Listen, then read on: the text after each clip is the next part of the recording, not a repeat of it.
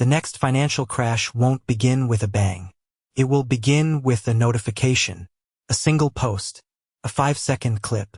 And then, before most people even understand what they're watching, your bank app will lag, the headlines will flip red, and the world will feel like it's tilting. Later in this video, you'll see why the scariest part isn't the crash itself. It's the speed of the fear. Right now, you're living inside the fastest rumor machine ever built. And it doesn't just spread jokes and gossip. It spreads financial terror. In the old days, panic had friction. People had to see lines outside a bank. They had to hear it from a neighbor. They had to wait for the evening news. Today, panic travels at the speed of a swipe. And when money is just numbers on a screen, fear can move it faster than any policymaker can react. This video is about something most people don't want to admit.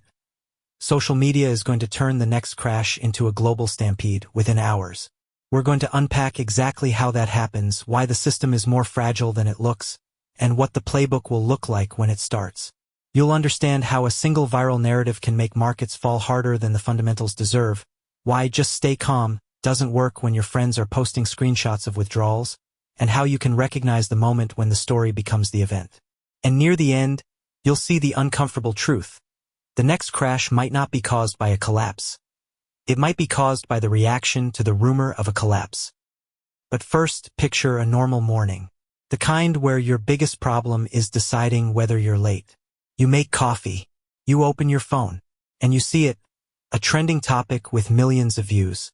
Banks freezing withdrawals. Someone posts a screen recording of an app error.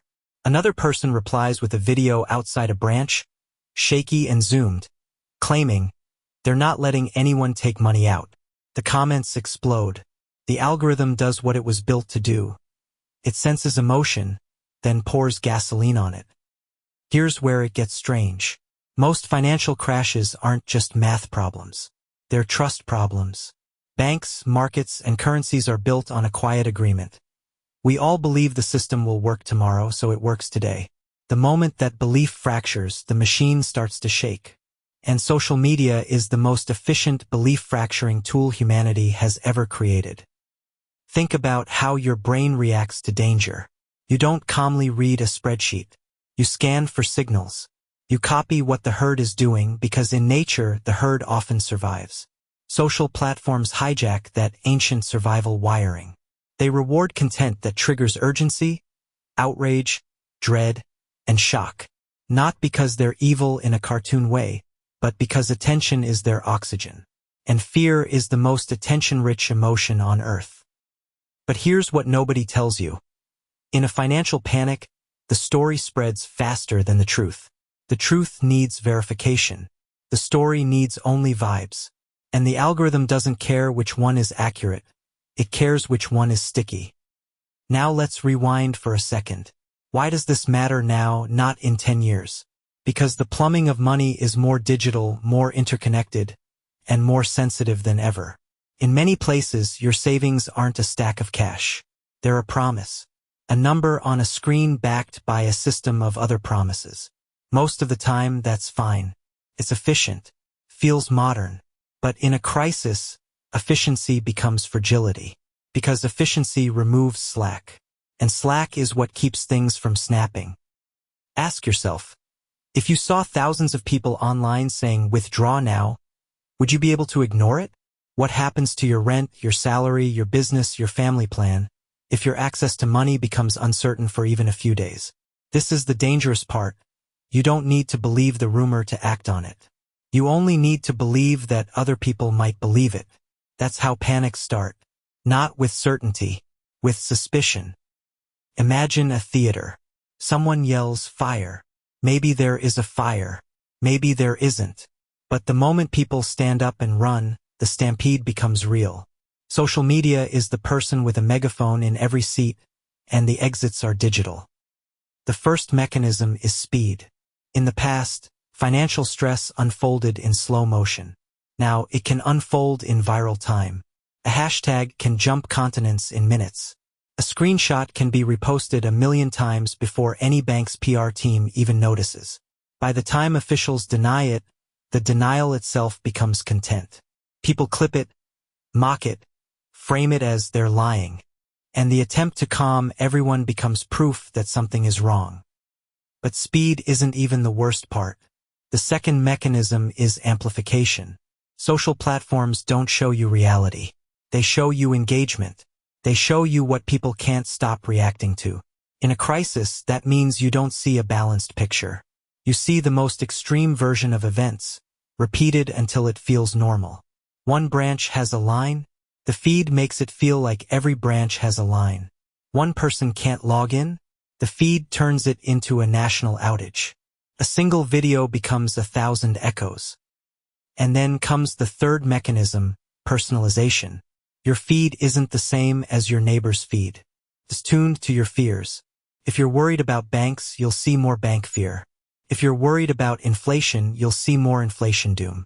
If you're worried about government control, you'll see more control narratives. Each person gets their own tailored panic playlist, perfectly engineered to keep them scrolling, and accidentally engineered to keep them anxious. But here's the turning point. Markets and banks are not designed for billions of people acting at once.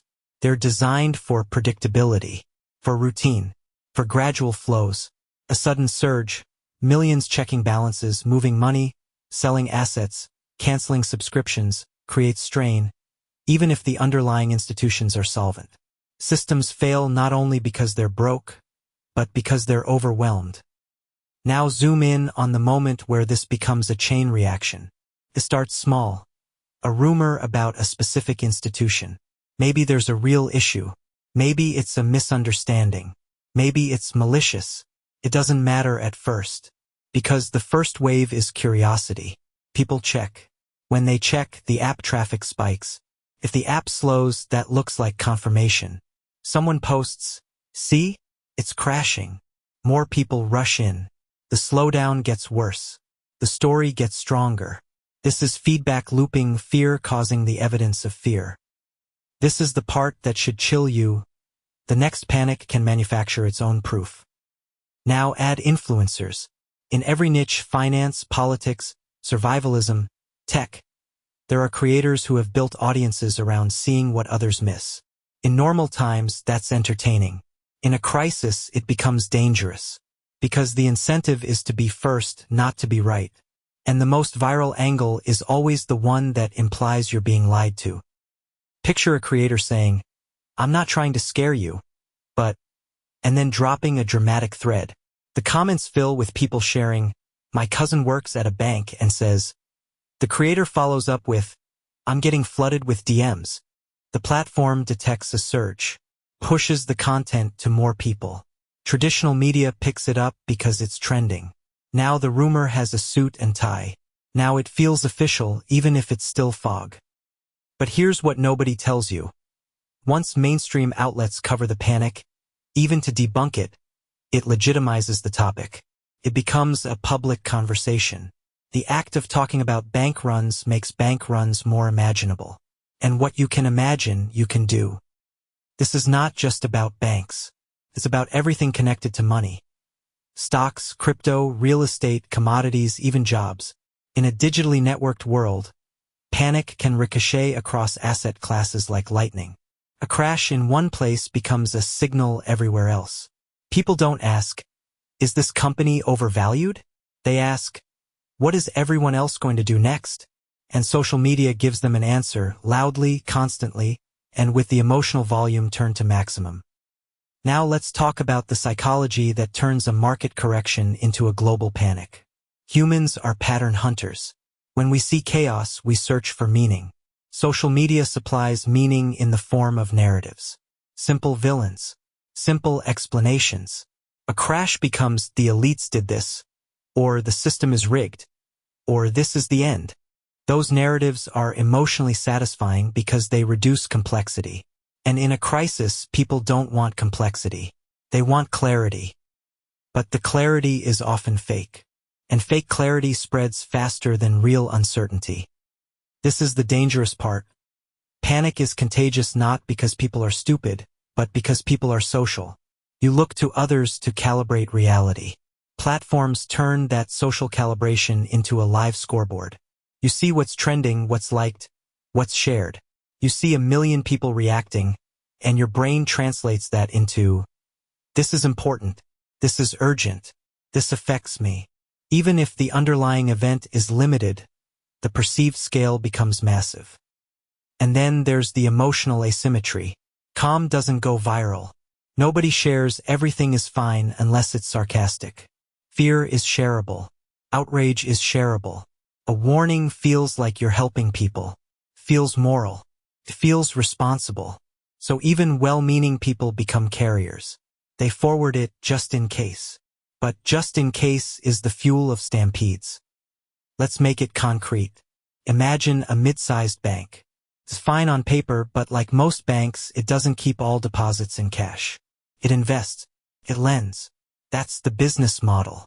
Now a rumor starts that it has exposure to something toxic. A single chart goes viral, simplified, and scary. People ask for withdrawals. In the past, that might mean a few branches get busy.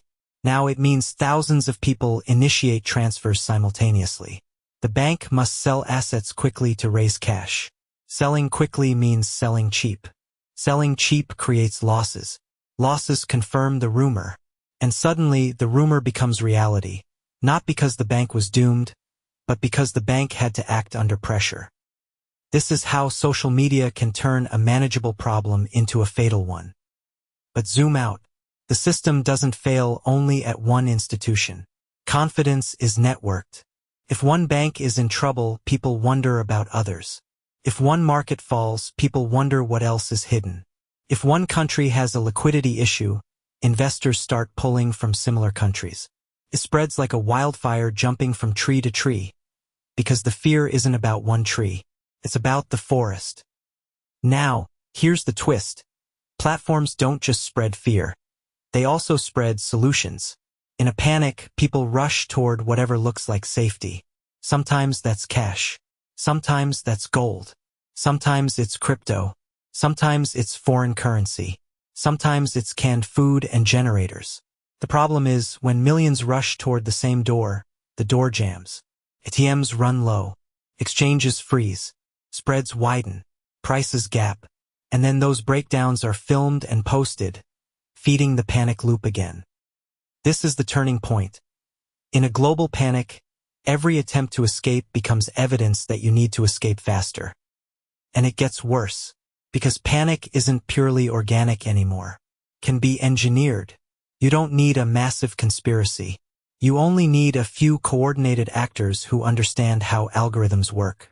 Flood a platform with believable screenshots. Use bots to make a topic trend. Seed stories in multiple languages. Trigger the attention systems. Once the spark catches, real humans do the rest. Real fear becomes the distribution network. Ask yourself, if you wanted to destabilize a rival country's economy, what would be cheaper, tanks or trending hashtags? What would be faster, bombs or bank-run rumors? This is not a movie plot. It's a vulnerability of the modern world. Information warfare can hit financial trust directly. Now consider the role of AI. In the next crash, fake content won't be limited to blurry screenshots. It will be convincing audio clips, realistic videos, leaked memos, perfectly written insider thread. And even if the fakes are eventually debunked, the damage will already be done. Because debunks are slow and panic is fast. This is the dangerous part. The system is trying to run 20th century trust on 21st century speed. There's also the illusion of control. Apps make you feel like you can react instantly. Sell, transfer, withdraw, convert. That can be empowering. But in a panic, it becomes a trap because it encourages constant checking. Every refresh is a tiny dose of adrenaline. Every red number is a shock. And the more you watch, the more you feel you must act. Markets become not just financial arenas, but emotional ones, where people trade based on fear and pride and shame. Think about how it feels when you see your portfolio drop. Now multiply that by a feed full of people screaming, "It's over." The emotional pressure becomes unbearable. And when emotions dominate, logic becomes a luxury. Here's what nobody tells you. The next crash will be a content event. Not just a financial event. People will live stream their fear. They will post withdrawals like trophies. They will compete for the most dramatic, "I told you so." They will monetize panic with ads, courses, and affiliate links. And the platforms will reward it because engagement is engagement. This is where the incentives get ugly. In a crisis, the loudest voices often rise fastest. Not because they're correct, but because they're exciting. Someone who says, "We need context," gets ignored.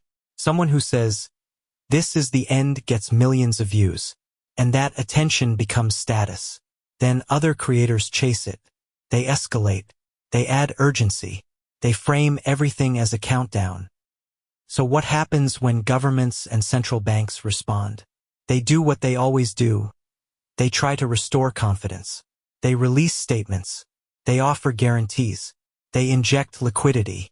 But in the age of social media, those actions are interpreted through tribal lenses. One group sees a rescue. Another sees a cover-up. Another sees proof that the system was broken all along. And whatever interpretation is most emotionally compelling becomes the viral one. And here's the kicker. The act of intervening can spark the next wave. Because when authorities step in, people ask, "What are they not telling us?" The response intended to calm becomes the next trigger. This is the turning point. In a hyperconnected world, confidence is no longer managed by institutions. It's negotiated in public, minute by minute, in comment sections. Now let's pull the camera back and look at the global layer. The world is financially entangled. Banks lend across borders. Funds invest globally. Supply chains tie profits to distant factories. If panic hits one major market, it doesn't stay there. It travels through portfolios, through currency markets, through trade finance, through corporate debt. And because social media is global, the narrative travels even faster than the money. You'll see videos from one country and assume it's your country next. You'll see a run on a currency and wonder if yours is safe. You'll see layoffs in one sector and fear for your job. Panic becomes a translation problem that social media solves instantly. It turns local fear into global fear. But here's what nobody tells you. The next crash might not require a giant economic shock. It might require only a coordination of perception. Because the modern economy is a confidence machine. If people delay purchases, businesses lose revenue. If businesses lose revenue, they cut jobs. If jobs are cut, people spend less. If people spend less, more businesses suffer. That spiral can begin with a viral wave of fear-driven behavior. In other words, you don't need everyone to lose money to crash the economy. You need everyone to feel like they might. Now imagine the climax moment. The moment where multiple threads collide. A market sells off. A large institution faces stress. A rumor trends. A few apps glitch under traffic. A government issues a statement. Influencers frame it as the beginning of the end. People share it to warn others. The topic trends in dozens of languages. Bank branches see lines. ATMs run low in a few spots. Videos spread. Panic becomes real. Then markets open the next day and investors react to the panic itself. Prices drop further. Headlines intensify. The cycle tightens. This is the perfect storm. Fundamentals and narrative reinforcing each other like two mirrors facing each other, reflecting fear into infinity. And in that storm, decisions get made fast. People sell assets at the worst moment. They move money into places that feel safe but aren't. They fall for scams. They get trapped in can't-miss panic plays. They destroy long-term plans to escape short-term dread. The tragedy of panic is that it makes you sacrifice tomorrow to feel safe today. What does this mean for you personally? It means the most valuable skill in the next crash won't be predicting the market. It will be managing your attention, because attention is the gate to emotion, and emotion is the gate to action. Here's a mental model that can save you. In a crisis, separate the signal from the theater. Signal is what changes your reality, your income, your access to cash, your obligations. Theater is what changes your feelings. Viral posts, angry threads, dramatic videos. Theater is designed to feel urgent. Signal is often boring, slow, and documented. The problem is that theater arrives first. So when the next panic begins, your first job is not to react. Your first job is to slow time. That doesn't mean ignoring reality. It means refusing to let the algorithm pick your heartbeat. It means recognizing that millions of people refreshing the same apps can cause glitches that look like doom. It means understanding that someone else's fear is not your instruction. And yes, you should be practical. In any system, it's wise to have resilience, like knowing your essential expenses, having a buffer if possible, and avoiding being forced to sell something in a crisis. But the deeper point is psychological, because the next crash will attack your mind before it attacks your bank account. It will try to make you feel trapped, late, and powerless. It will try to make you feel like everyone else is moving and you're the only one standing still. But here's the turning point. Standing still for 10 minutes can be the difference between a smart decision and a lifelong regret. Now let's close the loop we opened at the beginning. Why is the scariest part the speed of fear? Because fear doesn't wait for confirmation. It doesn't wait for press conferences. It doesn't wait for audits. It moves instantly and it moves money with it. And in a world where money is digital, moving money is as easy as moving a thought. Social media will not cause the next crash by itself, but it will pour acceleration on every weak point. It will compress the timeline. It will amplify the loudest interpretations. It will turn a nervous whisper into a global scream before lunch. And the people who understand that, who can recognize the moment the story tries to become their reality, will have an advantage that most won't even realize exists.